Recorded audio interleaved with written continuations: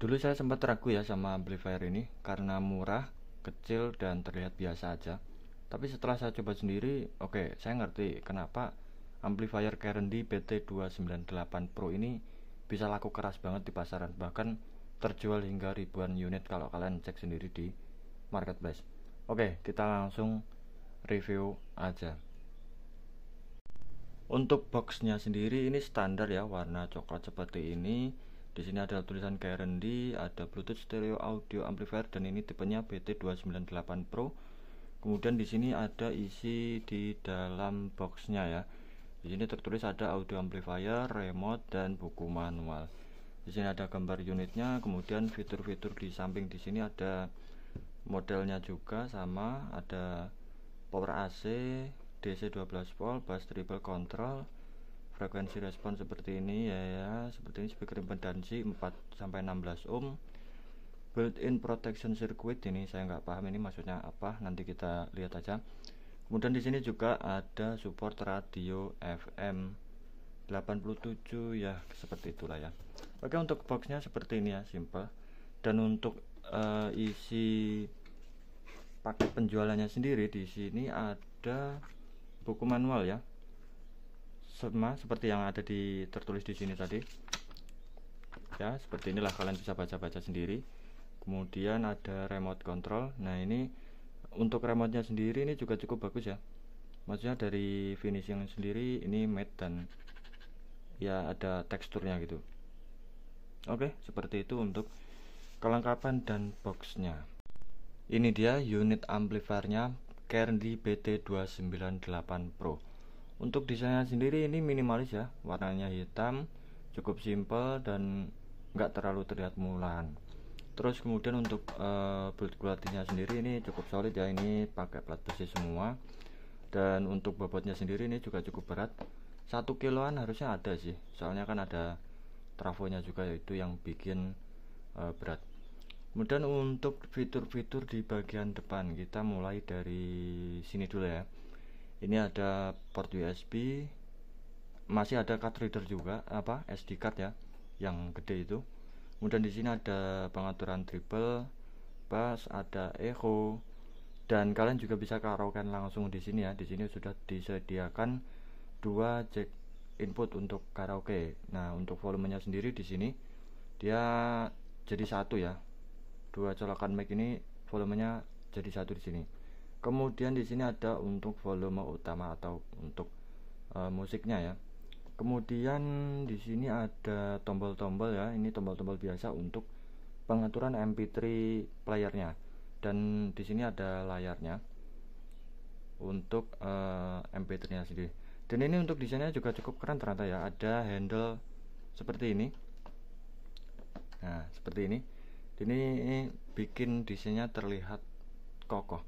Dan yang saya suka ya, ini coba kita lihat untuk bagian atasnya. Nah, untuk bagian atas, samping, dan samping satunya lagi ini benar-benar polos, nggak ada nggak ada gimmick kayak amplifier lain yang biasanya tuh di atas di sini tertulis 300 plus 300 watt. Nah, itu menurut saya tuh gimmick banget ya. Amplifier seperti ini nggak mungkin bisa ngeluarin daya sebesar itu terlalu teknik marketing aja lah gitu. Kemudian kita lanjut untuk di bagian sisi samping, polos sih ya. Di sini cuman seperti ini, lubang-lubang ventilasi, di atas juga ada. Untuk di bagian belakang sendiri ya udah jelas ya, tadi di boxnya juga sudah tertulis antena radio. Di sini juga sudah disertakan antena juga untuk radio FM. Kemudian di bagian sini ada input RCA juga. Di sini ada 2 output speaker kanan dan kiri. Di sini ada keterangannya, merah untuk plus, hitam untuk min. Dan di sini juga ada tulisan speaker system 4 sampai 16 ohm. Nah, di sini juga seperti amplifier pada umumnya, modelan yang seperti ini, dia support power supply eksternal ya. Di sini direkomendasikannya 12 volt 5 ampere. Bisa pakai aki ya, bisa pakai aki atau baterai, itu bisa sih. Ya, intinya pakai tegangan 12 volt 5 ampere. Kemudian di sini ya jelas untuk kabel bawaan ya, ini kabelnya biasa aja ya, cukup pendek, mungkin sekitar 50 cm. Dan yang terakhir di sini ada tombol atau saklar on off ya. Sayangnya untuk saklar on off-nya ini ditempatkan di bagian belakang, yang menurut saya ini saya kurang suka ya, karena susah untuk dijangkau ya gitu. Nah, untuk tampilan ketika dinyalakan seperti ini ya, ternyata ada LED warna biru di sini. Dan untuk di monitor untuk MP3-nya di sini juga warna biru. Jadi ini senada untuk desainnya ya. Jadi bagus, simple banget, dan apa ya, cukup informatif. Di sini Bluetooth udah pasti ada ya. Kemudian di sini ada line buat RCA tadi atau buat USB. Kemudian di sini ada radio FM, dan oh ya, untuk radionya sendiri ini saya cukup kaget karena kemarin pas waktu saya coba, pas scan itu dapat channelnya itu banyak banget ya. Bahkan di sini ya, di daerahku yang nggak terlalu banyak radio, ini aja dapat kemarin berapa ya, kalau nggak salah 20 sampai 30-an channel gitu. Jadi banyak banget lah. Oke, hanya itu aja sih. Oke, tanpa lama-lama lagi kita langsung tes ke bagian suaranya.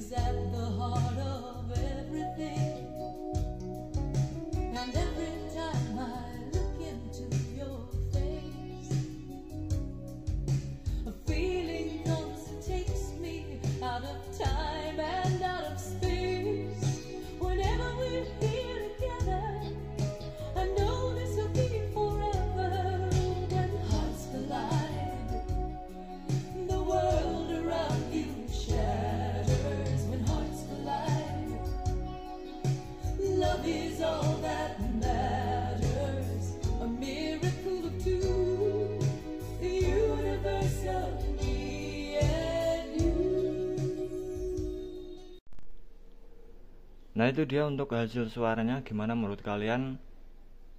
Bagus atau enggak? Coba tulis di kolom komentar ya. Kalau dari saya sendiri ini melebihi ekspektasi ya, jujur ya, karena harganya yang murah. Dan saya sudah bilang di awal video tadi, saya sempat meragukan amplifier ini, dan sebenarnya saya nggak minat ya sama amplifier modelan seperti ini. Tapi akhirnya saya penasaran dan coba beli. Dan setelah dicoba itu ternyata wah, ini bagus loh gitu. Maksudnya dari kita ngelihat harganya ini di bawah 200.000 ya. Kalau yang saya dapatkan ini di harga 170 ribuan. Kalian bisa cek link pembeliannya itu di deskripsi ya. Dan ternyata hasilnya cukup bagus. Suaranya ya oke lah, ini sesuai harga lah. Fiturnya juga banyak banget, dan untuk volumenya sendiri ini juga kenceng ya. Cuman buat kalian yang ngira wah ini bisa dipakai buat speaker berapa inch gitu. Nah, amplifier ini tuh sebenarnya nggak gede ya untuk wattnya, paling ya sekitar 40 watt. Jadi saya rasa kalian untuk penggunaan speaker itu gunakan speaker yang wattnya itu kecil lah. Jadi biar amplifiernya ini bisa bekerja maksimal. Oke, kurang lebih seperti itu untuk hasil suaranya. Intinya suaranya ini bagus, recommended lah buat kalian yang pengen beli amplifier seperti ini. Apalagi memiliki fitur yang banyak banget dan nggak harus repot ngerakit. Kalaupun ngerakit sendiri ini saya rasa nggak cukup ya, 200.000 terus bisa dapat fitur sebanyak ini, nggak cukup lah gitu. Cuman untuk kekurangan dari amplifier ini tentu ada ya. Yang pertama, nah ini yang paling saya nggak suka ya. Tapi ini opsional ya, mungkin buat kalian ya jadi kekurangan, mungkin jadi biasa aja. Tombol power yang ada di belakang sini tuh menurut saya gimana ya, penempatannya kurang tepat lah, karena kalau kita misalkan taruh di ketika mepet tembok seperti ini, itu akan susah untuk dijangkau ya, apalagi kita harus ngeraba-ngeraba di belakang, ini agak susah lah gitu. Andai kan berada di depan itu kayaknya lebih enak lah gitu, cuman ya itu opsional sih, mungkin kalian ngerasa ini sebuah kekurangan atau enggak, itu terserah kalian sih. Kemudian untuk kekurangan yang kedua, nah amplifier ini cukup panas ya, apalagi kalau kalian gunakan untuk dalam jangka waktu yang lama, mungkin sejam atau 2 jam atau lebih dengan volume yang kenceng, itu ini panas banget ya, bahkan kerasa sampai body luarnya sini kerasa. Dan di video selanjutnya ini akan saya bongkar dan lihat dalemannya seperti apa, menggunakan chip apa, kemudian kita coba modif dikit-dikit, sekalian nambahin kipas biar makin adem lah, atau kalau bisa mungkin diganti heatsink lah, entahlah, pokoknya di video selanjutnya kita bongkar, lalu kita lihat potensi untuk upgrade atau modifikasinya tuh seperti apa aja. Mungkin seperti itu ya. Untuk sekarang kita masuk ke kesimpulan. Untuk harga di bawah 200.000, amplifier Carendy BT298 Pro ini sebenarnya layak banget buat dipertimbangkan ya. Yang pertama karena fiturnya ini lengkap banget, udah ada bass treble echo, bisa karaokean ya kan, sudah ada Bluetooth, USB, ada RCA juga, pokoknya lengkap banget. Untuk suaranya sendiri juga ternyata nggak mengecewakan, di samping harganya yang murah, tapi ya apa ya, cuman bisa bilang murah aja sih. Dan terutama untuk build quality-nya sendiri ini solid banget ya, solid lah intinya, kuat. Desainnya sendiri juga ini oke. Terus apalagi ya, mungkin lebih banyak positifnya ya untuk amplifier ini. Di sini nggak ada gimmick juga, jadi menurut aku ini positifnya cukup banyak lah untuk amplifier ini. Oke, mungkin itu saja untuk video review dari amplifier Carendy BT298 Pro ini. Kalau kalian minat, link pembeliannya udah saya taruh di deskripsi.